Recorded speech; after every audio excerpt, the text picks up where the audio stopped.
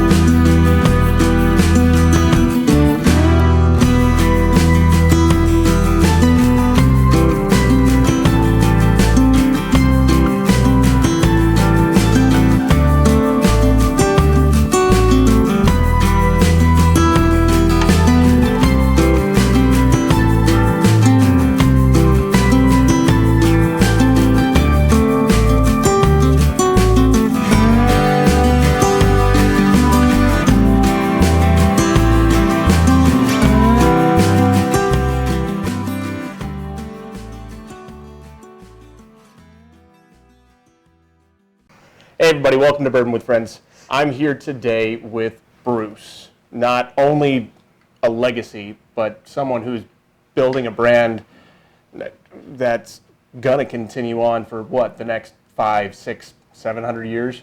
I hope so. Based off of what I'm seeing here and the amazing generosity of what you guys have done for us, not just Bourbon with Friends, but other people in the community and your community itself, it's absolutely amazing. And I really do appreciate it. But that's not why we're here today. We're here to talk about your birthday. That was yesterday. That's right, yeah. Get that going. But also the Wild Turkey 101 8-year, which has not been out in the U.S. for 20 years. Is that right? Yeah, Lord, almost 30 now. I think it was mid to late 90s. Okay. When we stopped that. Yeah, good birthday present here with the 8-year-old launch, I guess, yeah. Right. So let's talk about this specifically. Why are you guys just redoing this and relaunching this now? Well, this is something that we've wanted to do for a while. Okay. We haven't been able to for a couple reasons. One, Jimmy's not completely in charge, because if it was only up to him, this is all we would have. But really, we had a little bit of liquid constraints. Okay. And we felt like at the time we had stuff that was kind of in this vein early on with the Russell's 10. For us, for a long time, I think the company and the people here thought that the Russell's 10 was like the bang for the buck, $40, $45 bottle. Well, that's gone up in price, and it didn't make sense to us that we didn't have the OG 101. Right. Especially if we've got liquid. And we have liquid now for the first time, and enough that this is going to be a permanent edition. It's going to sit right alongside, the normal 101. I think another huge part of it was that 70th. So this is something that I try to preach to our fans, our consumers, folks like you that are in the whiskey community. Please continue to be loud and annoying, because a big reason why we did this is because people were so loud about like the 70th anniversary last year. An 8-year-old at $45. Right. We want more of this. Yeah. Right. We love that. Like, you'd have people that we know buy the high-end stuff. Like, man, I love those high-end Russells. I love Master's Keeps, but I want a case of 8-year-old. Like, this is what I really want. Right. And it proved to the powers that be, with all the fanfare, that we needed to bring this back to market. That having an 8-year-old age stamp product at less than $50 on shelf, it's just going to be a huge win for us. That not only is this product going to do well, but it generates goodwill, generates new fans, and will bring people in that will eventually buy stuff like Master's Keep, Russell's 15, and stuff like that. Right, I know, but you guys are just, from what I'm seeing across the board, I mean, Russell's, you have so many other releases that have come and gone. But yeah. 101's always stayed, and it's going to continue to stay and hopefully continue to grow in this. One of the questions we've had a few people reach out to us is, why not need cask strength from Wild Turkey? Is there a reasoning for that comparative to just the 101? Yeah, so, I mean, our cask strength, I guess, is rare breed. Right. Which is a blend of 6 to 12. Man, 101's what built the brand. Oh, Our 100%. entire thing started in 1940 on a turkey hunt, and it was this. I mean, not this exactly, because it was one barrel instead of a blend. But it was 8-year-old 101, 75, 13, 12, like our recipe today. I would say Jimmy's still around. He would have been in like middle school at the time or something, or elementary school. But the guy that taught him would have been the person making this, Bill Hughes, Right. who was a pre-Prohibition distiller who came back after Prohibition and taught my grandfather as an old guy. And this is what the brand's all about. And so I think a big part of it for why we kept it at 101 is this is the history, this is the legacy, and also this is what Jimmy likes. Jimmy likes 8-year-old 101. That's what he built his whole career on. That's what he cut his teeth on when he started drinking bourbon. Right. You know, when he started here. And for him, right around 100 proof, in between 6 and 12-year-olds, those are his favorite. So I think if you are looking for stuff that's higher proof, barrel proof, stuff like that, I hear you. I'm a modern whiskey consumer. I am a whiskey nerd, the same as everybody probably listening in on this. I know we love. I want 20-year-old whiskey at 400 proof, and that's what I want. You know, just like everybody Right. else. You will see that Okay. from us. But that's not what 8-year-old 101 is all about. No. This is, for me, it's going to take over as my daily drinker, Neater on a Rock. The flavor profile really ticks a lot of my boxes that I like. $45, I buy my own whiskey like everybody else. I don't Right, have a yeah. magical cave of free whiskey.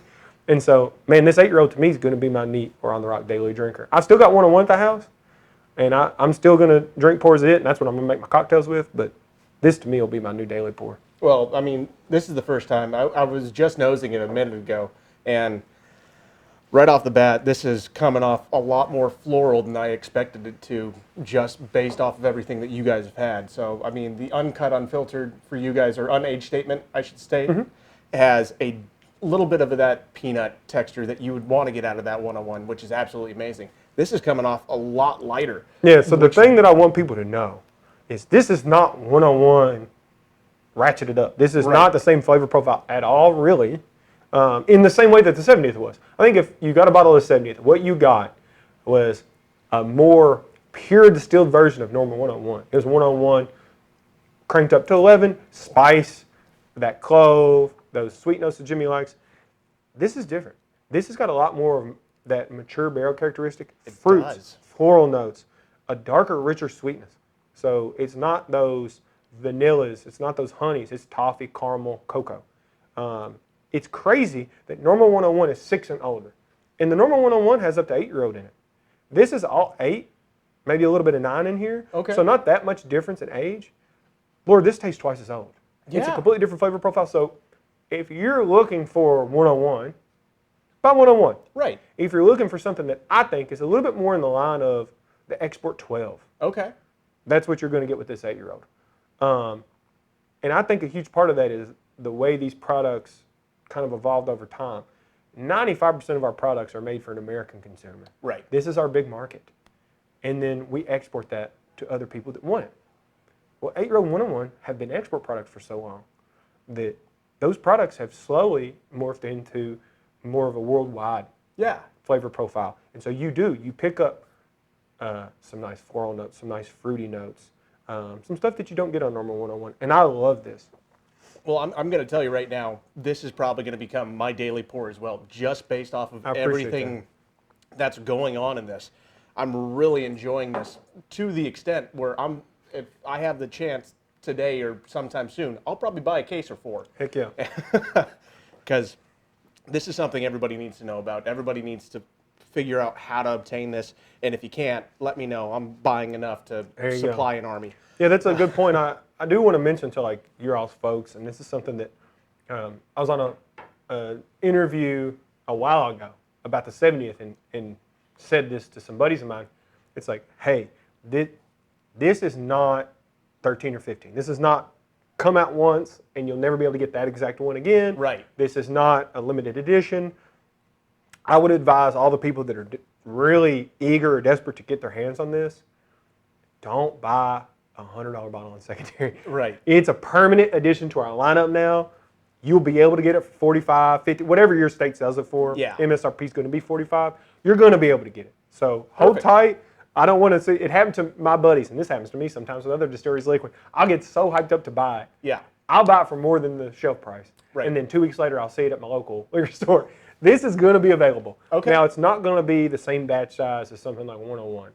Okay. We're trying to be smart about it. So we're starting off small, right? Where you're talking tens of thousands of cases, not hundreds of thousands of cases. Right. But this should be, unless you are living in a place like we're at now in Tyrone, in the middle of nowhere. Yeah. You'll be able to find a bottle at 45. You should at some point this year or next. And that's what this product's all about. And we're getting back to, I think, the best parts of Wild Turkey, which are high quality, age stated, above 100 proof whiskeys. Okay.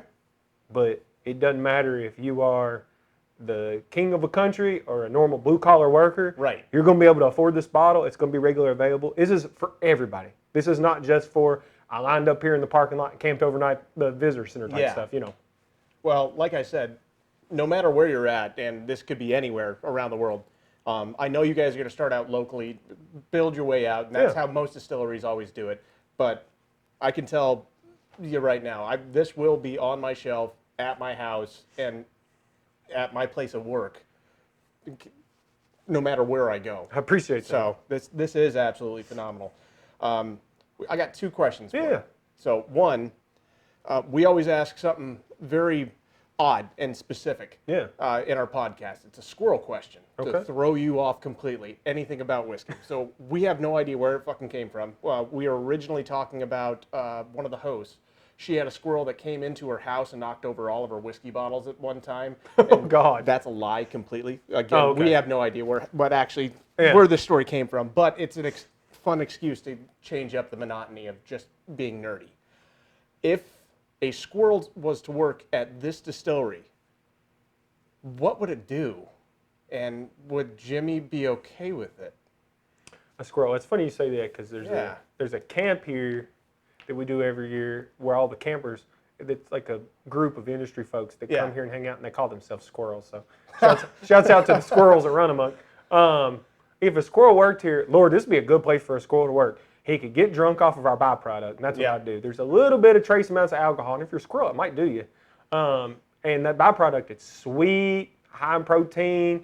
It's like corn soups, like thick like oatmeal. Some of that, I think a squirrel would be hanging out in our dry house. That's where he would work. Oh. Any stuff that the farmer didn't want to pick up for his cattle, the squirrel could eat.